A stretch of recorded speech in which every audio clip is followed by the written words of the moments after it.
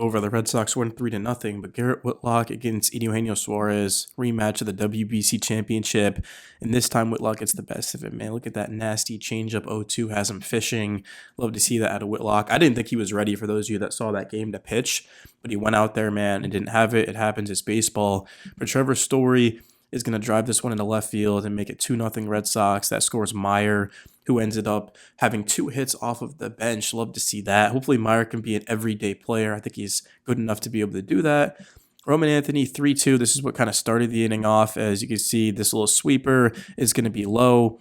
And clearly, Roman Anthony, he's got arguably the best eye in the game despite being 21. He's going to challenge that with ABS, and it would be successful. He'd end up scoring as well for that third Red Sox run. And then Crochet, I mean, just doing Crochet things. Runner and scoring position doesn't matter. That cutter, he had it working today, man, with 2 strikes. And then on this one, he goes to the cutter again to get Suarez, who had a rough game, man.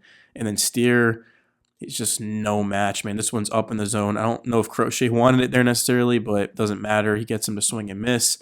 And then here's Meyer when he came in to pinch hit. He drives this one up in the zone, 1-0, hitters count over the diving center fielder's head. I mean, wow, the Red Sox, they had themselves a very, very fun afternoon today and opening day as they go to 1-0 on the season.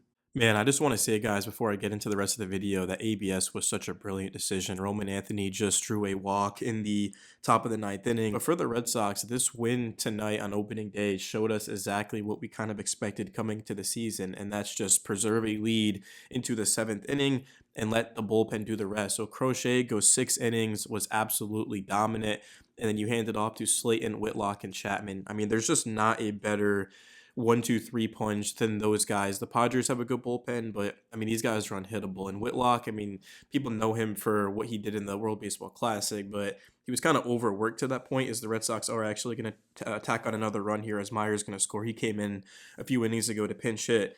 So now you got a 2-run lead, which makes things even easier for Chapman. That's exactly what you want to see if you're a Red Sox fan, man. I mean, that extra run, it's just, you go from basically a 90% chance to win to now like a 95+% chance. I mean, that's how good Chapman is. But Crochet, he was able to get out of that big inning where he loaded the bases with 1 out. And then it just came down to the strikeout stuff. I mean, he was able to strike out 2 consecutive batters, and he didn't really start the game off with Ks, but then he really started to pick it up. And guys, they were swinging early, which is really your only chance against Crochet, and he picked up right where he left off in Yankee Stadium. I mean, 8 Ks in 6 innings, did walk 2, 3 hits, through 80 pitches. So it's not like the Red Sox got 100 pitches out of him or anything. Just a simple opening day game.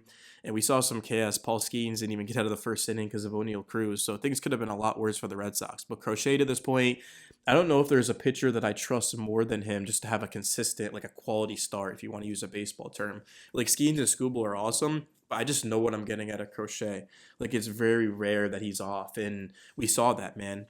I mean, he didn't really have his best stuff, but he still goes out there, and then eventually he's powering it up to 97, 98. He's got the off speed kind of working in, and this Reds lineup just didn't have a chance. But also give credit to Abbott. I mean, he pitched very well in his own right. I mean, 6 innings, 4 Ks, did give up 7 hits, but he didn't give up a run. It was the bullpen that gave up, obviously, the 2 runs here, and maybe counting, hopefully, for us. But I want to talk about this lineup because you look at the lefty that they're facing, and the Red Sox are going to face another lefty tomorrow. So what they end up doing is they bring in IKF at second, so no Meyer, which is understandable, even though Meyer 2 hits off the bench. I mean, Cora might have to make a decision here. From a talent standpoint, it doesn't make sense. I mean, I get Cora wants to protect his young player, but man, you just cannot convince me that Kiner Falefa should be getting at-bats over Marcelo Meyer on opening day. That's kind of insane. I know it's easier said than done now, but like even before the game, right?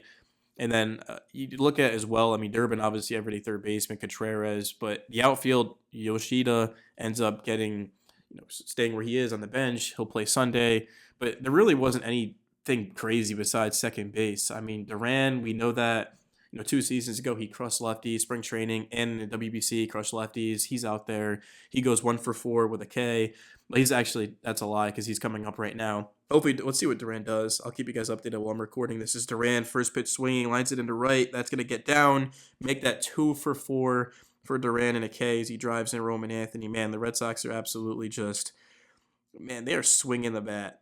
And I guess I honestly underestimated them because I thought this would be a 1-0 game, but they got the bats going late, and you love to see it. But yeah, this lineup, I mean, I like the way it's balanced, and there's a lack of power in a lot of people's eyes. But the thing is that Duran, Story, like Roman, like these guys are capable of hitting the ball really hard and far. So we know that it's there. It's just going to be about consistency and just health and things like that. And if the Red Sox can do that, I mean, they're going to be one of the best teams in baseball with this pitching that they have. I knew that coming into the season, the Red Sox offense was going to have to prove people wrong. Nobody said it was bad, but a lot of people doubted them for not bringing in Bo Bichette or bringing in Pete Alonso.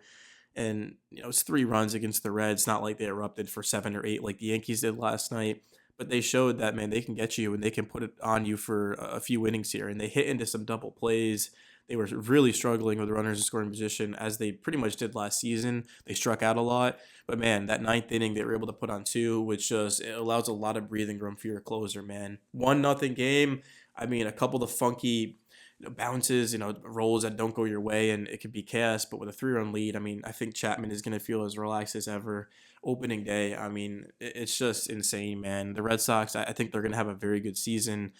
And I absolutely do think that they have what it takes to compete with the Yankees and the Blue Jays and I guess the Orioles. You got to throw them in here into the AL East. It should be a fun year, guys. In terms of the overall stats, I'll quickly go through it. So Roman ends up with 3 hits and 1 run. Does also have a walk. So he's hitting 750 on the season. It's only fitting, right? And every single one he hit was like 109 to 112 miles an hour. Trevor Story 1 for 5 with an RBI. Duran 2 for 5 with an RBI. Contreras goes 0 for 4. Durbin goes 0 for 3, but did have a walk. Willier with 1 hit in 4 at bats. IKF just 2 at bats, no hits. Meyer 2 for 2. Of course, he ended up scoring 2 runs as well. Narvaez goes 1 for 3. I thought he called a good game as always. And then Cedon 2 for 4. Probably the most interesting thing. I mean, we kind of expect Roman to be great every night, but for Cedon, I mean, what was he, 3 of 17 in the WBC, but he had a lot of unfortunate things go against him. Sometimes you hit it hard, it's just right at a guy. But man, I mean, I think he's going to have a very good season. Arguably should have been an all-star last season, but I think this will be his true breakout. Just from an offensive standpoint, I mean, we didn't consistently see it. I feel like Cedon was either like very good at the plate or just like one of the worst in the league. Like there was no in between. But I think he figures it out this season. And then Chapman ends up closing the door. And yeah, that would pretty much be the game, man. It's 162 games, so there's 161 left. You can't really take too much away for one game, but hey, the Red Sox are 1-0, and you love to see it. I'm out. Peace.